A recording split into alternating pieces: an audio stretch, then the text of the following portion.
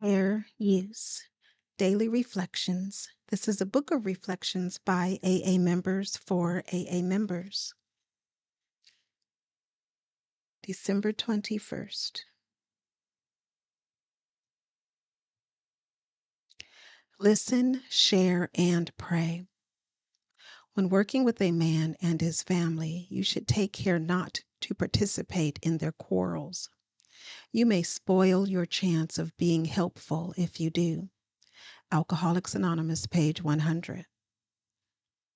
When trying to help a fellow alcoholic, I've given in to an impulse to give advice, and perhaps that's inevitable. But allowing others the right to be wrong reaps its own benefits.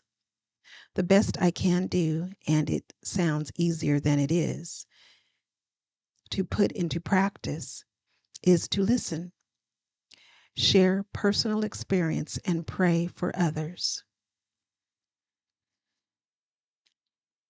Courage to change one day at a time in Al-Anon.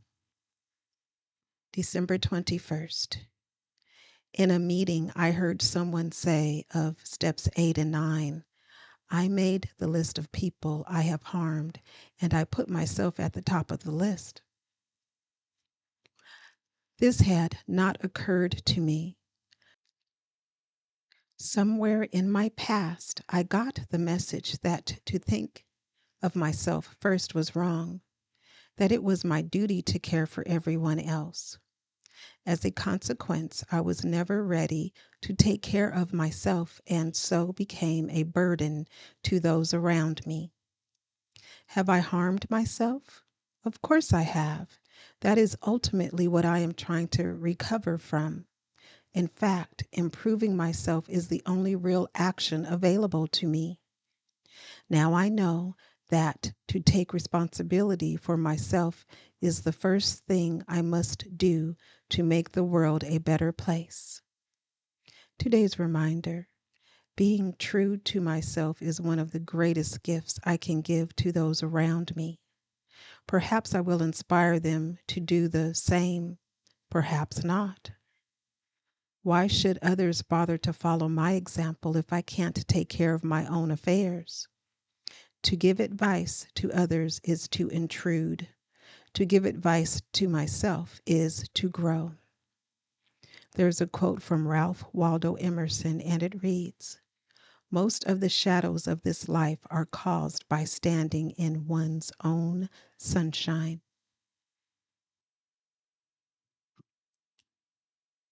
Just for today, daily meditations for recovering addicts.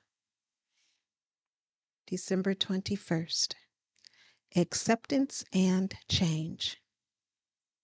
Freedom to change seems to come after acceptance of ourselves. Basic text, page 58. Fear and denial are the opposites of acceptance. None of us are perfect, even in our own eyes. All of us have certain traits that, given the chance, we would like to change. We sometimes become overwhelmed when contemplating how far short we fall of our ideals. So overwhelmed that we fear there's no chance of becoming the people we'd like to be. That's when our defense mechanisms of denial kicks in, taking us to the opposite extreme. Nothing about ourselves needs changing, we tell ourselves, so why worry? Neither extreme gives us the freedom to change. Whether we are long-time NA members or new to recovery, the freedom to change is acquired by working the 12 steps. When we admit our powerlessness and the unmanageability of our lives, we counteract the lie that says we don't have to change. In coming to believe that a power greater than we are can help us, we lose our fear that we are damaged beyond repair. We come to believe we can change. We turn ourselves over to the care of the God of our understanding and tap the strength we need to make a thorough, honest examination of ourselves. We admit to God, to ourselves, and to another human being what we've found. We accept the good and the bad in ourselves. With this acceptance, we become free to change. Just for today, I want to change. By working the steps, I will counter fear and denial and find the acceptance needed to change.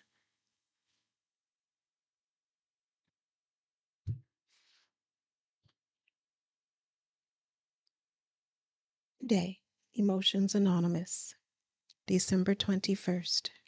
Reflection for today. Confusion seems to complicate my mind when I want to make decisions.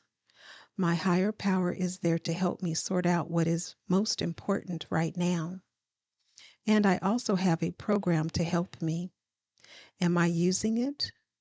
My life has been lived through other people for so long, my own worth and identity are lost at times. I can take time to relax and find out who I am and accept myself today. I am a valuable person, and at times I do not recognize it. Meditation for today. When I lose touch with my priorities, I know you will help me to see I must take care of myself first. Today I will remember, I will choose to do the things which make me happy.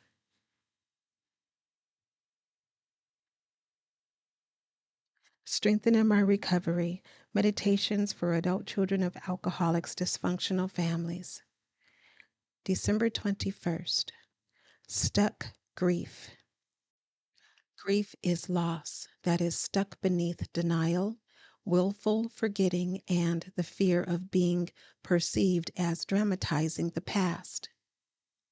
Grief is the built up defeats, slights, and neglect from childhood. BRB, page 199. Before we came into ACA, we might have thought of grief as something we experience only from overt losses such as death of a loved one, divorce, or a devastating illness. With recovery in ACA, we also experience grief as something that comes from the loss of our identity in childhood. We're exposed to many suggestions of what those childhood losses might be, such as being regularly and unfairly criticized by a parent, being compared to a sibling who was more well behaved, being told we were bad, dumb, or inferior, being told to keep secrets. The list goes on. Just as it's valuable to handle more overt losses by grieving in a healthy manner rather than avoiding, numbing, and disassociating, we learn in ACA to practice loving ways to grieve our childhood losses. By working the steps and learning to have a dialogue with our inner child, we discover that our bodies and minds remember the neglectful and shaming acts of the past. Unearthing these memories and facing the feelings buried within them isn't easy, but we discover an amazing payoff on the other side of this grief. Being fully self-expressed and feeling alive, perhaps for the first time.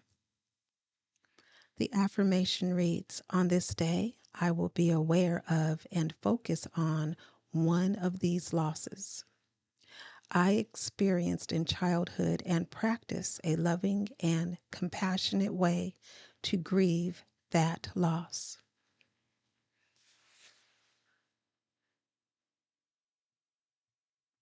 Please share, like, and subscribe. And remember that recovery is absolutely possible and that you are not alone, one day at a time.